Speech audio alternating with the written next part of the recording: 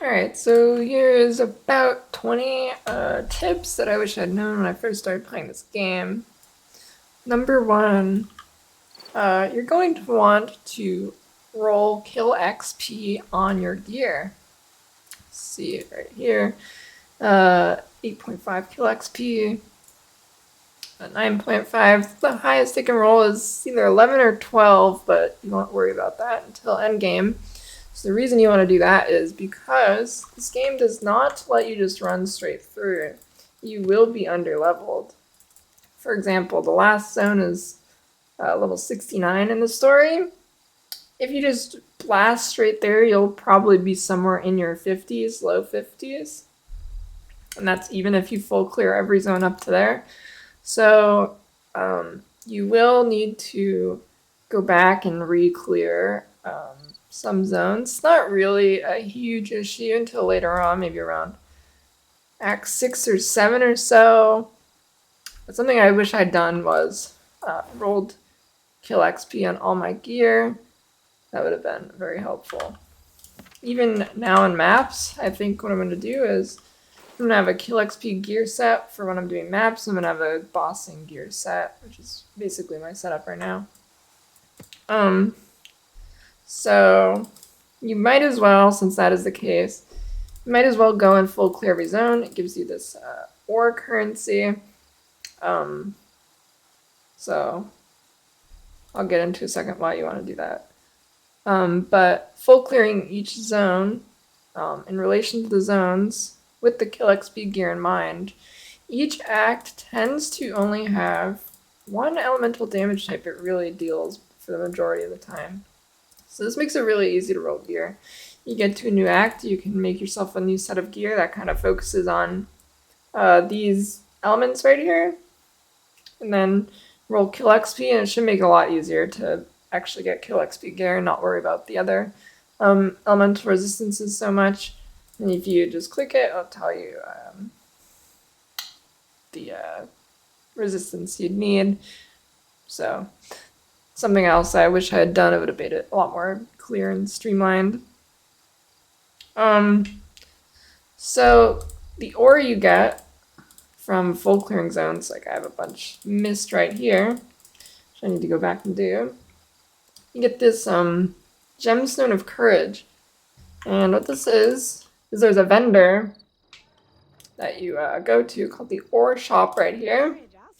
And you can buy a bunch of different stuff. I'd say until you get your 6th link, I would pretty much only buy the Rune birth essences. It's like a fusing orb in PoE. Basically just gives you a random amount of slots on the on your skill. So I got my 6th link in about a week of playing. Not like super hardcore playing. I mean, I guess for most people it is, but I was doing like, I don't know, around 6 hours a day. But you do get a lot of Rune for free. That doesn't even require you to play. So if you go to your mailbox every day, I already claimed it, but every day in your mailbox there will be 3,000 ore for you to claim. I don't know when that ends. I think it's like a event because the game's new. But if you do that, you get 3,000 ore. So every day you get about 40 more of these just for free. And then for clearing the store, you get a lot. It's 100 in each zone for episode 1. And then it's 200 in each zone for episode 2. So you get quite a bit there. The game is also fairly generous in the amount of drops, so yeah. So on the topic of 6 links, when you're linking it, something I didn't do, but I found out later after I already received my 6th link, it's here when you are linking something. What you can do is when you hit something that is 4 linked or above, if you already have a 4 link, then obviously don't If you don't have a 4 link, obviously don't do this, but when you hit a 4 link, you can vendor it and it'll give you some link orb things back. And that way it gives you a little bit extra. And so the reason why you can do that is because you don't actually need to try linking your main gem every time. You can just buy a random one here, say that one, doesn't matter what it is. Then you can start to, you know, link it. And what you can do is, when you get a link amount on it that's higher than your main skill, you can go to your alchemy table and then transfer rune here. And then let me unequip one. Let's just there you go. It will transfer everything to the new skill, the level, the rarity, whatever. So then it becomes level 29, it's magic. There is one thing about that though. You cannot go from normal to magic. As you can see, it disappears there, but you can go from magic to normal. So it's not too rare to get the rune upgrades to magic currency. Not sure what they're called because everything in this game has really weird names, but what you do is if your main one was already magic, you could do a few things. You can either upgrade the one you were linking to magic, and then it would let you just transfer normally. Or what you could do is just go to the rune vendor and then put this in. Ideally, they'd be the same color because then it gets 100% XP. But there you can see. Then you can transfer it. So what you'd be able to do is put the levels into the new one, and then you could get another version of the one you're originally using, and then transfer it over if you don't have something to just make the new one magic. If you see what I'm saying. It's kind of confusing, but it's not too difficult. So that's nice. You can transfer the links between gems. So once you have your 6 link, you'll always have a 6 link. So another thing you want to do is join a guild. So joining a guild gets you a few things. I went to the wrong place, but guild, you can activate buffs, which is like kill XP or pretty much whatever buff you can think of. Here, I'll show the buffs here. Kill XP increase is what I've been doing early on. Later on, it's probably better to go like, I don't know if there's drop rarity or something, but item drop rarity might be better later on, probably. And then, so what you're going to want to do is you'll get these, I don't know what they're called, guild coins.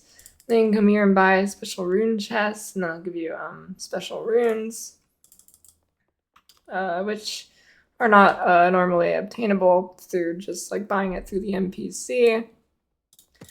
So that being said, on the topic of special runes, early on you should pretty much always at your alchemy desk be putting, you get link runes. You can just buy any random link rune from the vendor, which I'll do here to demonstrate. So it can be any.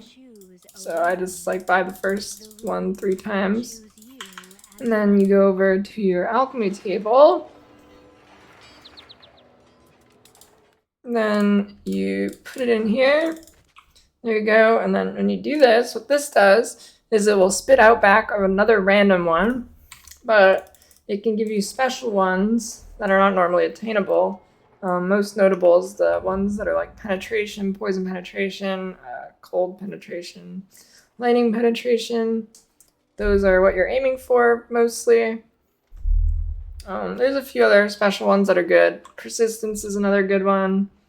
There's like projectile deceleration, etc. So yeah, that you're gonna want to do that until you got all your special ones. You can just always have it going. It's not a big deal. So, on the topic of res scrolls, don't just waste those on like random bosses in Act 3 or something, or Act 5, or even like up to Act 7, honestly, because you're gonna need them in the endgame. Not going to necessarily need them. I haven't really needed to use them too much, but in this game, if you die in a map, you lose the map or use a resurrection scroll, one or the other. So that's that. So ideally, save as many as you can before endgame. And then in Act 10, I was too stubborn to do it, but I'd recommend just like popping a few on the final boss, because that could have turned my 2-hour fight with the final boss to a like 5-minute fight if I just used one of them, but I just want to do it normally without them. So I did the acts without any res scrolls. It's definitely possible.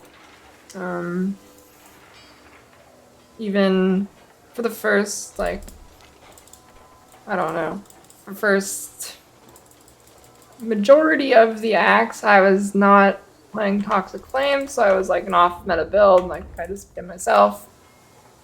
So it's not even because I just swapped to Toxic Flame that I didn't use any. So before you kill the final boss, you're gonna want to make sure your like skill points are all in order.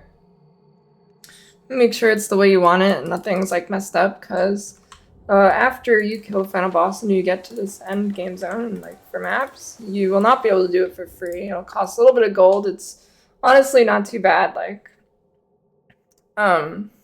it's fine, but the thing that sucks is like, say you somehow put the wrong one, like right here or something. You can't just respec that individual one. You have to reset the whole thing and put every single one back in. So that's kind of annoying. So yeah, that's about that. Here's some general tips in your settings. The accessibility tab is your loot filtering. It's just all loot filtering. Yeah, you can set it up the way you'd like it.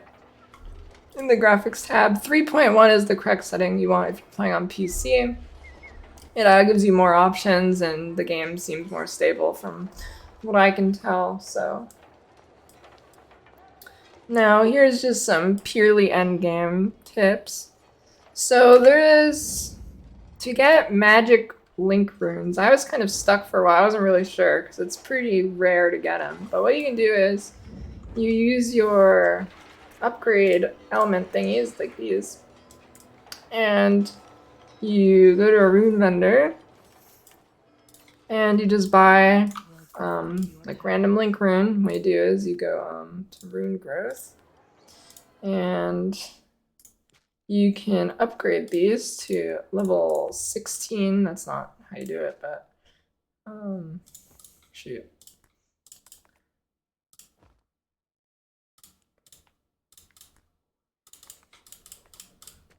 Well, okay.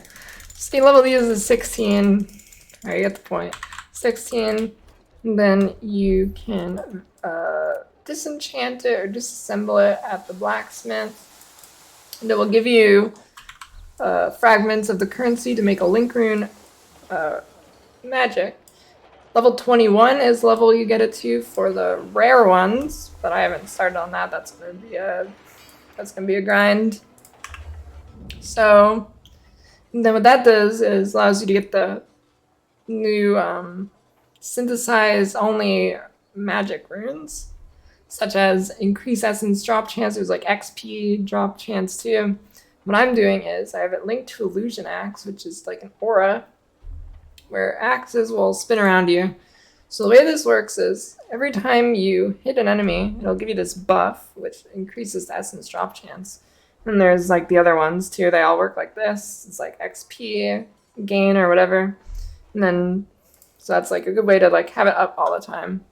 But that's like complete endgame. Now, another thing that you can do, which this is really, I don't know how anybody was expected to see this, but if you click this little percent button at the top, I discovered this completely by accident. Click that, and then it'll load something. And it has the rates of pretty much everything in the game. Like, you can see here's the weightings for the roll things, the rolls on gloves, pretty much everything in the game. Rune combining rate, you can kind of see what you're likely to get or whatever. Yeah, it's kind of interesting. Magic, link, rune combining. Yep. So you can see pretty much everything there. I think it is everything in the game. It's a pretty long list. So that is helpful if you're wondering about any weightings or anything. So on the topic of weightings, crafting gear, specifically for the end game, you probably won't have enough currency to do this early game for maps. And I'd say it's probably not worth it too. So there's two main ways of crafting things that I've been doing. Option one is you get, let me buy something. You get your item, and then you will make it magic using these ones, magic upgrade essence. And then you can keep doing it over and over again until you get 3 mod slots here, 3 affix slots. And then when you get 3 affix slots, you can use magic fix essences. And this allows you to lock one in that will always roll. Like if I do this, you'll always roll fire res, or this will always roll kill XP. Then you click OK. Once you do it, see, there you go, got kill XP. So yeah, then you do that, and if it hits some other good mods, then you also have 3. Let me show you. If it didn't have 3, like if it had 1 open, then you'd imbue it, obviously. If you have 2 good ones at this point, if you like just hit 2 good ones randomly, you can use one of these, and then it goes to 3. And then once you have 3 that you're okay with, like 3 decent ones, use rare upgrade essence, and then you can see what you get there. If it's really good and you have some more open slots, you can do the rare expansion essence. It'll increase this amount of affixes. I'll add an extra one. And then there you go. And then obviously you can do something like remove one option if you want to like gamble a little bit more and try and take off a bad mod and then slam another good one on. I haven't bothered doing it yet. It doesn't really seem necessary until you're really min-maxing. So the other way of crafting, I'd say, would be to make it rare and then try and get it to be 6 mods on it. So you can either scour it with the reversion essence and make it normal again, or you can, what I've been doing, probably not a good idea, because you maybe want to save these for like special or a good base to chance and do a good unique, but do that, make it rare. I mean, magic again, but I'd probably just do that and make it normal. Then you can start again and use magic upgrade essences till you get 3 slots. Doesn't matter the mods here for this method. So you get 3 full slots, and then you upgrade it to rare. Hope you get 6. If you don't get 6, then you start again. Get 3 magic, upgrade to rare. Hope you get 6. And then when you get 6, I just use these rare birth essences. It will reroll all them. And with the weightings in this game, there's not that many mods. So if you just use the random rare birth essences, these ones, just random, I found it's pretty good to hit like good stuff. Like these boots, I was doing that method and it's got movement speed, HP, chaos res, kill XP, all pretty good stuff. So if you go to the weightings here, you can see what you're likely to hit. So where were they? Oh, here.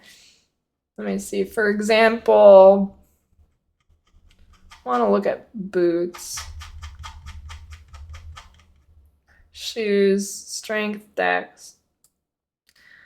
So yeah, you can see here that I'm not sure why kill XP isn't listed here, but the weightings are like pretty spread out here even. And there is not that many mods as compared to like PoE, so just random spamming the mods in a rare tier item with 6 slots is very, very strong in terms of crafting.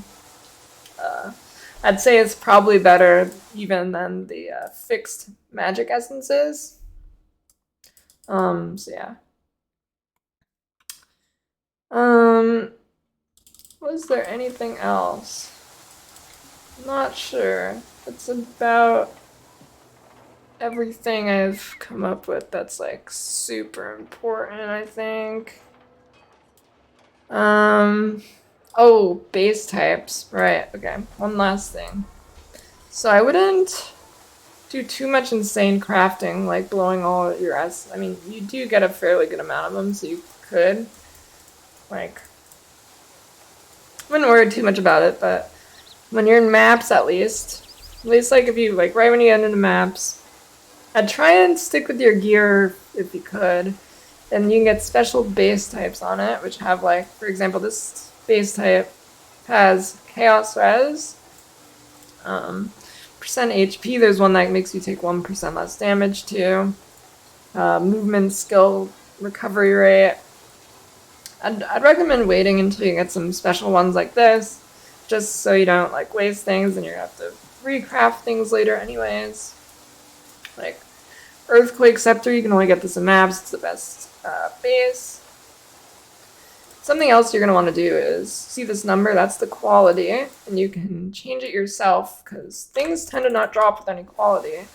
Like I've not seen anything drop like past 11 quality, but I think you can go up to like 30. So you go to enchant. It's these eyeball thingies. They're pretty common. Not sure how many I have, but 60. So yeah, and you only really need to use a couple on an item. So I'd recommend doing that before you roll the items, since I think it can only be done on normal items only. So do it before you craft. Ooh, I thought I did forget something very important. But like, if you are completely free to play, which I am, basically, I did get some cosmetics, and it came with a little bit of backspace, 25 slots, but that's like basically nothing. You will want to make a mule character. Mules are very good. Like, this really helps the stash burden. This only really applies if you're completely free to play, but get 100 more slots in each character, and you can like offload these things into the mule, as you can see here. Highly recommend that. Made it a lot more manageable for me. So yeah, now I think that is about it.